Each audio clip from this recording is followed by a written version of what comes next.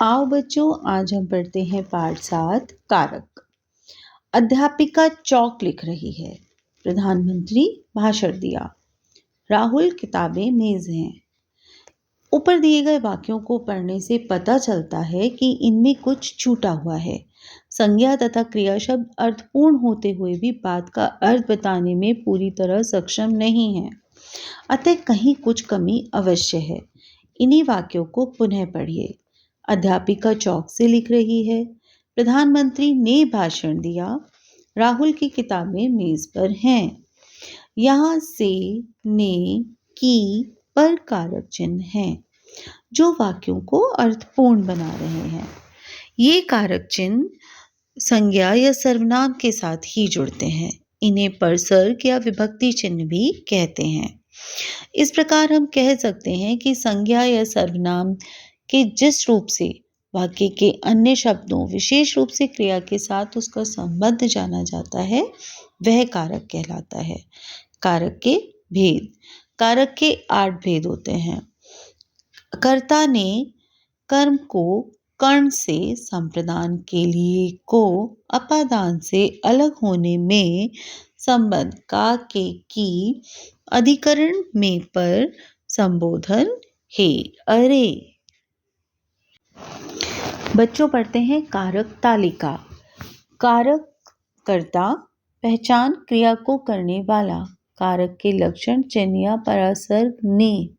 उदाहरण, आयुष ने खाना खाया। कर्म है तो कर्म जिस पर क्रिया का फल प्रभाव पड़े को मैं राजेश को पढ़ाऊंगा, वह पत्र पढ़ेगा। करण जिस साधन से क्रिया की जाए, से के द्वारा के साथ, वह कलम से लिखता है, उसे पत्र के द्वारा सूचित करो। संप्रदान जिसके लिए, को के लिए कुछ देने के भाव में, गरीबों को वस्त्र दो, मैं माता जी के लिए दवा लाया हूँ। अपादान जिसमें अलगाव, पृथकता हो, से अलग होना, पेड़ से पत्ता गिरता है। संबंध को सूचित करने वाला। का के की, राम का भाई, उसके बच्चे, राम की बहन। अधिकरण जो क्रिया का आधार हो, में पर, थैले में फल है, मेज पर पुस्तक है। संबोधन जिसे पुकारा जाए, हे अरे, हे भगवान रक्षा कीजिए, अरे बालक क्या करते हो। इस तरह इस तालिका को हम ऐसे याद कर सकते हैं। कर्ता ने कर्म को करण से असंप्रदान के, को के लिए, अपादान से, संबंध का के की, अधिकरण में पर, संबोधन हे अरे। कर्ता कारक। मोर नाचता है, नेहा पुस्तक पढ़ती है, धोबी ने कपड़े धोए। समझिए, नाचने का काम कौन कर रहा है? मोर। पढ़ने का काम कौन कर रहा है? नेहा। कपड़े धोने का काम कौन करता है? धोबी। इस प्रकार मोर, नेहा और धोबी काम कर रहे हैं। काम करने वाले को कर्ता कहते हैं। कर्म कारक। पुलिस ने चोर को पकड़ा, पिताजी अखबार पढ़ रहे हैं, मैं पानी पी रहा हूँ। पुलिस ने किसको पकड़ा? चोर को। पिताजी क्या पढ़ रहे हैं? अखबार। मैं क्या पी रहा हूँ? पानी।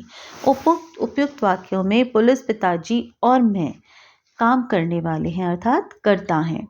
उनके काम करने का फल चोर अखबार और पानी पर पड़ रहा है, इसलिए ये कर्म है। कर्ता जो काम करता है उसे कर्म कहते हैं। कर्म कारक का परसर्ग है को। करण कारक। सुरेश कलम से पत्र लिख रहा है।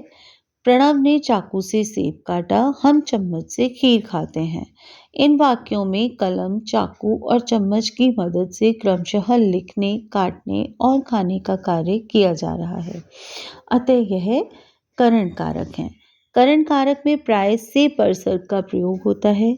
कभी कभी से की जगह के द्वारा का भी प्रयोग होता है, जैसे हेलीकॉप्टर के द्वारा दवा का छिड़काव किया गया। काम को संपन्न करने के लिए जिस निर्जीव संज्ञा का प्रयोग साधन के रूप में होता है, उस संज्ञा को करण कारक कहते हैं। इसके परसर्ग हैं से, के द्वारा। चौथा है संप्रदान कारक। जिसे कुछ दिया जाए या जिसके लिए कोई काम किया जाए वह संज्ञा या सर्वनाम संप्रदान कारक कहलाता है। संप्रदान कारक में के लिए तथा को परसर्ग का प्रयोग होता है। जैसे माँ बच्चे को खाना दे रही है, मैं यह कलम नेहा के लिए लाया हूँ, अंशु भाई के लिए खिलौना लाई है। माँ किसको खाना दे रही है? बच्चे को। मैं यह कलम किसके लिए लाया? नेहा के लिए। अंशु किसके लिए खिलौने लाई? भाई के लिए। इसमें काम बच्चे को, नेहा के लिए और भाई के लिए किया गया है। अतः जिसके लिए काम किया जाता है उसे संप्रदान कारक कहते हैं। इसके परसर्ग हैं को, के लिए। अपादान कारक, फल वृक्ष से गिरा, आंखों से आंसू गिरे, पहाड़ से झरना निकलता है। समझिए, इन वाक्यों में फल वृक्ष से अलग होते हैं, आंसू आंखों से अलग होता है और झरना पहाड़ से अलग हो रहा है।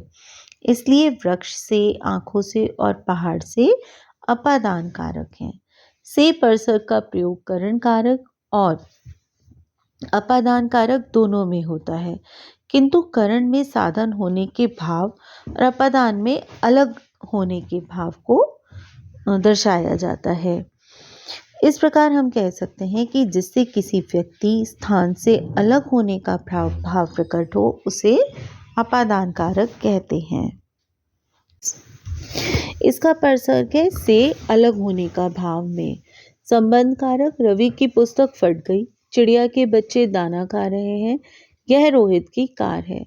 रवि का संबंध किसके साथ है? पुस्तक के। चिड़िया का संबंध बच्चों के साथ और रोहित का संबंध कार के साथ है। इस प्रकार रवि का संबंध पुस्तक से, चिड़िया का संबंध बच्चों से तथा रोहित का संबंध कार से है। तो जो शब्द रवि और पुस्तक, चिड़िया और बच्चे तथा रोहित और कार का संबंध प्रकट करते हैं वे ही संबंध कारक हैं। इस प्रकार कह सकते हैं कि दो वस्तुओं, व्यक्तियों का संबंध बताने वाले शब्द संबंध कारक कहलाते हैं। इसके परसर्ग हैं का, के, की। अधिकरण कारक, चिड़िया पिंजरे में बंद है, तितली फूल पर बैठी है, लड़का छत पर पतंग उड़ा रहा है। जिन संज्ञा या सर्वनाम पदों से क्रिया के आधार का बोध हो वे अधिकरण कारक होते हैं। जैसे चिड़िया कहाँ बंद है? पिंजरे में। तितली कहाँ बैठी है? फूल पर। लड़का कहाँ पतंग उड़ा रहा है? छत पर। इन चित्रों में चिड़िया, तितली और लड़का के काम करने का आधार पिंजरा, फल और छत है तथा में पर शब्द ही उनके आधार को बता रहे हैं, अतः यह अधिकरण कारक है। इस प्रकार हम कह सकते हैं कि क्रिया के स्थान का बोध कराने वाले चिन्हों को अधिकरण कारक कहते हैं। इसके परसर्ग हैं में, पर।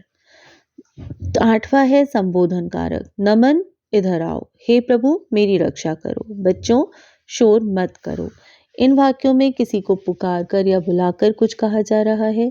पहले चित्र में कोई नमन को पुकार रहा है, दूसरे चित्र में लड़का भगवान को पुकार रहा है, तीसरे में अध्यापिका बच्चों को पुकार रही है।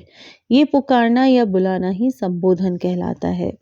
शब्द के जिस रूप से किसी को पुकारने या बुलाने का बोध हो उसे संबोधन कारक कहते हैं। इसके परसर्ग हैं हे, अरे आदि। तो बच्चों, इस तरह से हमने सीखा कि संज्ञा या सर्वनाम के जिस रूप से उसका संबंध वाक्य के अन्य शब्दों से जाना जाए उसे कारक कहते हैं।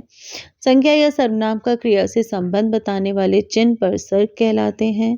कारक के 8 भेद होते हैं: कर्ता, कर्म, करण, संप्रदान, अपादान, संबंध, अधिकरण तथा संबोधन। वाक्य में जिस संज्ञा या सर्वनाम शब्द से क्रिया के करने वाले का बोध होता है उसे कर्ता कारक कहते हैं। वाक्य में जिस संज्ञा या सर्वनाम पर क्रिया का फल या प्रभाव पड़ता है उसे कर्म कारक कहते हैं। जिन संज्ञा या सर्वनाम शब्दों से क्रिया के आधार का बोध हो वे अधिकरण कारक होते हैं। जिसके लिए कोई कार्य किया जाए या जिसे कुछ दिया जाए वह संज्ञा या सर्वनाम संप्रदान कारक होता है।